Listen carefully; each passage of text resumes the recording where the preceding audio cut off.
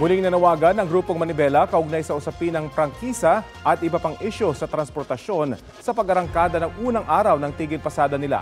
May ulat on the spot si Alan Gatus ng Super Radio DZBB. Alan? Rapi, nagsimula na rin ang aktibidad ng mga miyembro ng Manibela sa Monumentong Caloocan. Ito'y bahagi ng transport strike ng Manibela.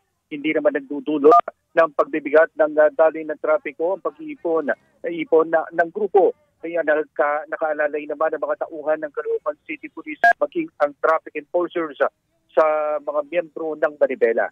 Kaninang umaga nagtipon-tipon din ang ilang miyembro ng Manibela sa Pilcoa Commonwealth Avenue, Quezon City. Isa ang Pilcoa sa 19 na strike centers sa Metro Manila at mga karating probinsya.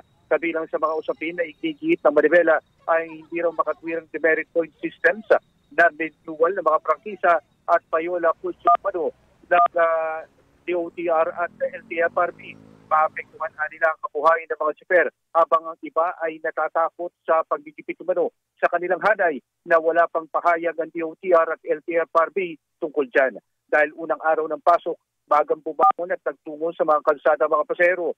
Ang ilan sa kanila, kanya-kanyang pwesto para makasakay. Dami rin ng mga pasahero ang aktibidad ng Manibela sa Dr. A. Santos Avenue sa Parañaque at Alabang Zapote Road sa Las Piñas at sa Marcos Highway sa Marikina City. May pagtitipon-tipon din ng Manibela sa nagtahan sa Maynila.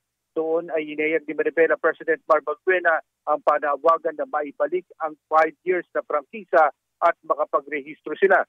Ayon pa kay Balbuena, nagtutuwa ng LTO at LTFRB sa mga isinasagawang transport strikes. Rafi? Maraming salamat, Alan Gatus ng Super Radio DZBB.